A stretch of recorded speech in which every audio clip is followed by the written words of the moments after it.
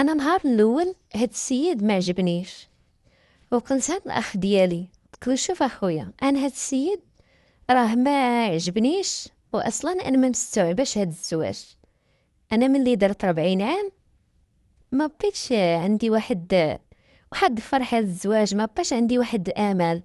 كنت ما نعرف يجي شي وقت نقدر نتزوج بهاد السيد، ويقدر الا قدر الله ما يكونش ما يسخرليش ربي في الانجاب، او يكون هنا شي مشكل، او السيد يعني صغر مني ب10 سنين يقدر يبغي يعاود يتزوج مرة أخرى.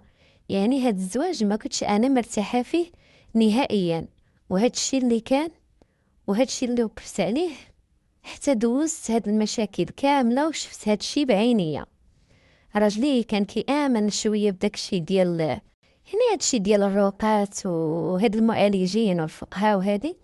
صراحة أنا هاد الفكرة في العائلة ديالي ما عمرها دارت عندنا، ولا أنا شي نهار تيقت، ما كنتش أنا ثقة بهاد الشي. يعني شي حاجة سميتها هذا معالج هذا ما كنتش أنا ثقة. ولكن منين تزوجت بالراجل، ها شنو وقع ليا، وأجيو تسمعوا قصة ديالي باش ما تطيحوش في مشكل بحال هذا، وباش العيالات يكبروا عقلهم وما يوقعش ليهم اللي وقع ليا أنا مع هاد المعالج. فعمري 40 عام، فايت تخطبت وما سخرش الله، وفايت واحد السيد حتى هو كان بغا يتزوج من العائله، وانا الصراحه العائله ما كنبغيش نتزوج منها. ولد خالتي ولد عمتي بحال هكا ما كنبغيش حاجه بحال هادي. وحتى جا هاد السيد جابو الاخ ديالي وقال لي هاد الولد راه خدام بغا يتزوج وهادي. انا قلت لخويا لا، هذا راه صغر مني ب10 سنوات، انا 40، هو عنده 30 عام. يقدر واحد النهار يبقى يعايرني بكبري، ولا ما نعرف، ولا ما نعرف، ولا ما يسخرش الله، ولا هادي في الولاده ونطيح انا وياه في مشكل. قال لي الاخ ديالي لا سمي، هذا نصيب، هذا جاب لك الله الراجل، تزوجي انتي. علاش زعما واش انتي غتحكمي؟ ما يمكنش تحكمي على الاقدار، ما يمكنش، يعني ما يمكنش انتي تشوفي غادي تحكمي على المستقبل. انتي توكلي على الله وتزوجي به. وهذاك الشيء اللي كان. تمت الخطبه، درنا بحال هكا واحد الخطبه صغيره. قال لي الاخ ديالي زعما واش ديري العرس؟ قلت له ودي هذاك الشيء اللي غندير، ندير به العرس ونجمع عليا عباد الله ياكلوا فيا. وفي الاخر بنادم اصلا كيهضر ما يقوليش الزينه، ملي كيخرجوا كيبقاو يقولوا هادي ناقصه، هادي ناقصه، هادي زايده. نتوما عارفين، يعني واخا كدير العرس وكتفرح بعباد الله وهادي، وفي الاخر كل واحد الراي ديالو. قلت له انا اللي غندير به العرس غنزيدو في راسي. راجلي ما عندوش الدار، كان بغى يسكن مع واحد الاخت ديالو كبيره منه، ما مزوجاش. قلت له انا بلا ما نسكن مع ديك اختك نطيحو في المشاكل شي نهار ولا هادي، اراك نرهنو ونبقاو نحلو الرهينه ديالنا، يعني نخلصو كرياتنا. ها هذاك الشيء اللي درنا، يعني كرينا انا وياه، رهنا، بقينا كنخلصو الكرا ديالنا. واحد شي حاجه قليله هكا، واحد يعني شي حاجه شي بركه قليله بزاف، وكنخلصو الماء والضو. انا كان عندي واحد الدهيب كانت خلاتو ليا جداتي الله يرحمها، بعتو فرشت له الدار قاديتها.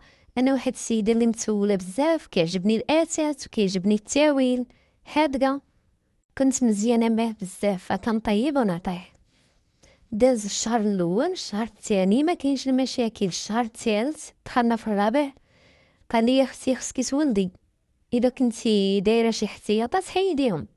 قلت له انا ما كنشرب والو، انا اصلا قلت له شويه كيطلع لي هذا سميتو، كيطلع لي طونسيون، ما كنشرب حتى شي حاجه. قال لي وعلاش ما بغيتيش تولدي؟ قلت له هذه راه الاقدار ديال الله، واش انا ولد انا صحاب لك شدهم في يدي؟ قلت له اي حاجه باذن الله، الحاجه ملي كيبغيها الله راه كون فيكون، يعني زعما فين المشكل. قال لي لا انت راه كبيره في العمر وعندك 40 عام، فوقاش غتولدي وادي. قلت له هذا هو الكلام اللي ما بغيناش، وانا قلت للاخ ديالي ما يمكنش بقات دير عينيا بهاد الهضره هادي، ما بغيتش نسمع منك هاد الهضره، مالي بشحال فايتك ب10 سنين. قال لي 10 سنين سهلتيها، انا باقي صغير، اذا ما ولدتيش راني نتزوج وحده اخرى. صراحه انا ما بغيتش نرجع لدارنا مطلقه. قلت له شنو المأمون؟ قال لي ودي انا راه كنعرف واحد المعالج. يلا هي وتوكلي على الله. قلت له رانا ضروري نتوكل على الله، راني موكله على الله. مشينا انا وياه عند داك المعالج، يعني كيستقبل بحال هكا امراه في النهار، جوج عيالات كاع، 3 في النهار. انا مشيت عندو، قال لي السلام عليكم انا لا، قال راجلي نوض خرج برا، غنبقى مع السيده باش نسولها. بقى معايا، قال لي شحال في عمرك؟ قلت له هالقد وقد. قال لي زعما شنو السبب اللي ما خلاكش تولدي، واش كديري شي حاجه؟ قلت له ما عمري درت شي حاجه. قال لي صافي صافي، انا عرفت شنو عندك. بدا كيقرا عليا بحال هكا، ماشي قران، شي كلام اخر. انا بحال هكا بديت كندوخ. قال لي مالك تخلعتي؟ راه باش غادي نعالجك. قلت له باش غادي تعالجني؟ قال لي جلسي وسكتي، راجلك راه مشى، وهنا راه غادي يسمعك حتى شي واحد.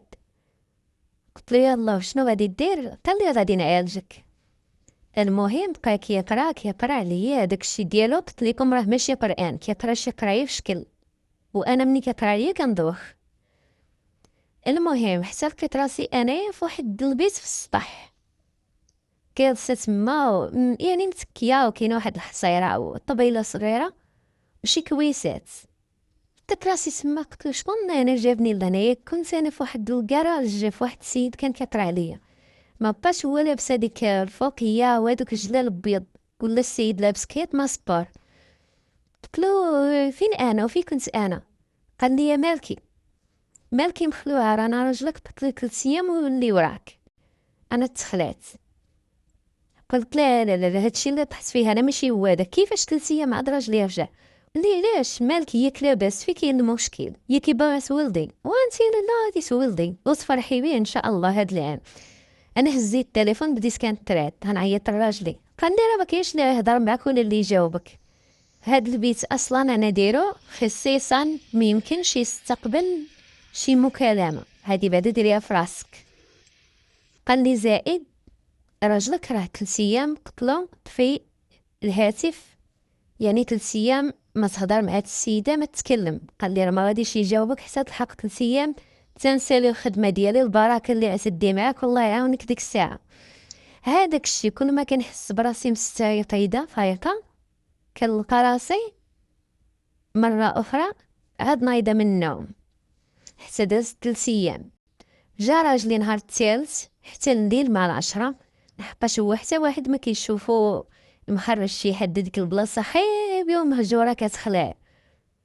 واش غنقول لكم، ملي مشيت للدار لقيت راسي انا ماشي هي هذيك، وماشي فاطمه اللي كنت كنعرف، ولقيت راسي بحال خدمت شي خدمه واعره ومتعبه، يديا ما كنقدرش نهزهم، وكانني بحال شنقول لكم مصبنه، يعني تصبر الهيدوره، واكله ماكله طبعا نهار العيد، واكله العصا.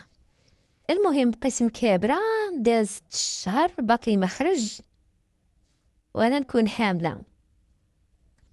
عيطت لراجلي، قلت له انا بغيت نمشي عند الاخ ديالي، وانا عطلت على الكراج فين عنده. مشيت عند المعالج، قلت له اجي انت لهنا، كان ديك الساعه خاوي. هي هذيك. قال لي شنو بغيتي الشريفه، واش فايته جيتي عندي هنا؟ قلت له انا هي فلانه اللي جيت عندك انا وراجلي وكنتي كتدير ليا العلاج وهادي. قلت له المشكل دابا انا راه حامله. قال لي وفين كاين المشكل؟ راه من طبيعه الحال تكوني حامله، انت راكي مجوجه، انا علاش كتقولي لي خصك تقولي لراجلك؟ قلت له شوف، بركه من تحرميت وبركه من الترحبين، راجلي راه ما كيولدش، راجلي راه مشى دار التحاليل هادي تقريبا عام شهر، ولقى راسو لا يعقل ولا ياكلو. باختصار راجلي ما يمكنلوش يقدر يجيب شي ولد ولا شي بنت لهاد الدنيا شي نهار. قلت له راجلي كان محبي لي هاد الامر، وانا لقيت له راق، وراجلي مسكين عاقين. هادشي علاش هو تزوجني، انا كبر منه ب10 سنين، وهو قبل عليا وانا قبلت عليه، وانا ما كنتش عارفه في الاول راه ما كيولدش، انا كان كيحسب لي الراجل كيولد. ولكن هاد الايام ملي دوزت هيك 3 ايام هنا عندك مده العلاج، مشيت لقيت راجلي كيقلب في شي وراق، وجبد حتى الوراقي اللي كان مدوز بهم الطبيب ونساهم، فوق واحد السداري وأنا قريتهم. قلتلو انت راك راجل ما مزيانش وانت لا يعقل شي نهار تفرح. قلتلو انا فهمت العلاج ديالك اللي كدير مع عباد الله.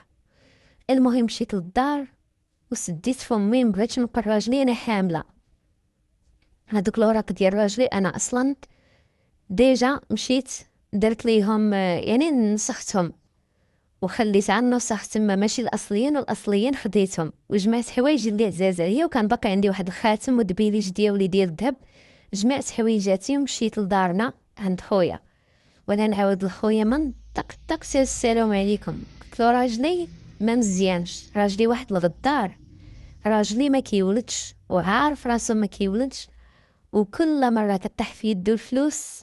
انا لقيتو عنده بزاف ديال الوراق اللي فيه داير هو التحاليل واش يمكن له يولد ولا لا. قلتلو ولقيت راجلي عنده واحد داير رساله مكتوبه راه ما يمكنش هو شي نهار يقدر يولد شي بنت ولا ولد يجيبها لهاد الدنيا، لا يعقل، من من المستحيل وما يمكنش، يعني مأكد لي بان ما يقدرش يولد. قلتلو عارف فيه هادشي؟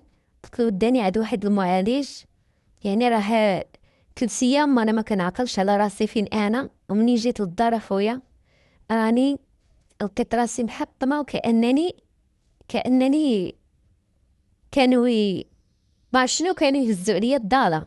لقيت راسي واعيه كامساليه. قلت له خويا هذا الراجل راه كيعلم على شي حاجه وعارف هادشي، وداني عند واحد السيد باش انا نحمل ونولد ونجيب له شي ولد ولا بنت يبقى هنايا، لحقاش راجلي في الاصل لاباس عليه وبغى يخلي شي ولد ولا بنت يكون هو كان تيراعيه وكيشوفه من الصغر ويجيبه من المراه اللي كان مزوج. هادشي اللي بغى يدير، ولكن للاسف انا ما قدرش نسكت على هادشي. المهم الاخ ديالي قال لي شنو نديرو، وانا جبت حوايجي اللي عزاز عليا وما يمكنش انا يعني نعيش في المنكر ونسكت عليه ونقدر نكمل مع داك الراجل، ما يمكنش. قلت له انا جيت وغادي نرفع عليه دعوه ديال الطلاق، وغادي هادشي اللي وقع ليا يعني غادي ندفع به هادشي كامل اللي دار ليا. المهم راجلي جا وبقى كيعورط بخويا وبقى كيقول له لا وما يمكنش وهادشي اللي قالت لك خصك راه كذوب وخصك ترجع ليا مراتي وانا ما يمكنش نطلقها وما بغاش فعلا يطلقني. ومشكلتي انا حامله. انا واحد النهار هزيت ومشيت واخا ما مطلقاش، ما بقيتش عارفه راسي لا في غدا ولا في جايه. كانت عندي باقا شي بركه ديال الذهب. مشيت هاد واحد صاحبتي بيني وبين المدينه في ساكنه هي 140 كيلومتر، ما وصلت عندها تشهد لي الله. وهذيك صاحبتي اللي مشيت عندها عاودت ليها كلشي من طقطقتي والسلام عليكم. قالت لي راه واحد السيده برا وراها باغيه شي ولد ولا بنيه، وانا صراحه هاد الكرش ما بغيتهاش لحقاش من داك المعالج داك الله يسمح لنا ماشي بنادم في صفة شيطان. قلت لها انا ليه عقل هاد الولد نشوف فيه شي نهار ولا بنت ولا نشدو بين يديا. بقيت صابره ديك تقريبا ديك الشهور الاخريه حتى كملت وانا جالسه مع صاحبتي ما مزوجاش، يعني كتخدم وعادي عايشه بوحدها في دارها. حاجه 2 مرات قالت لي اختي احسن ما درتي. هذيك السيده قلت لها واحد البليزير اللي عديري فيا تقدري ديري ليا وراك برا، وهي صاحبه هاد صاحبتي حلفت ليا بالله وقالت لي هادشي اللي كاين. ولدت في الكلينيك يعني وعطيتو ليها، انا صراحه ما شفتوش وداتو كان ولد. وانا صراحه مده ديال 3 شهور خرجوا ليا وريقاتي ومشيت انا نعيش برا وصافي. يعني ما بقيت كنعقل لا على خويا لا حتى شي واحد. هذيك السيده اللي خدات مني البنت قلت لها ما تعطيني لا عنوان، ما تعطيني لا فين نتي ولا شكون نتي. عطيتها لها وتنازلت نزول يعني حقاني. صافي مشيت برا والحمد لله. تلاقيت بواحد السيد مشيت نخدم عند واحد الناس، وهذوك الناس قالوا لي ودي شافوني حادقه وشافوني مرا مزيانه وثقيله وكنخاف الله وكنصلي، شافوني كنسبح. كنت ساكنه معاهم في الدار يعني كندير لهم الشغل ومقابله ليهم 2 وليدات. قالوا لي راه عندنا بانا راجل كبير وزعما أيام في صحتو إلا قبلتي عليه واش تقدي تزوجي، قلت لهم مرحبا، وتزوجت بباهم والحمد لله عايشة بخير وعلى خير، مخاصني حتى خير. تصوروا خوتي ولات عندي 44 عام وأنا حاليا حاملة، وهذه هي القصة ديالنا وهذه هي قصة نهار اليوم. تبقاو على خير وبخير. الإنسان دائما خصو يكون يعني حقاني في حياته. علاش داني عند داك المعالج وهداك الولد اللي كنت أنا عايشة أنا وراجلي هكاك، يعني هذاك الولد كيتسمى ماشي أصلي، ماشي من راجلي، يعني داك الشيء أنا ما قبلتش بيه. كون كان راجلي صارحني في الأول أنا ما غاديش نقبل أصلا، وما نخليش يطيح في خطيئة، يعني في خطيئة بحال هذه، ولكن هو بغى. الحمد لله. واحد المثل كيقول لك عسى تكرهوا شيئا وهو خير لكم، وهذه القصة ديالي. وتبقاو على خير وبخير إلى فيديو قادم.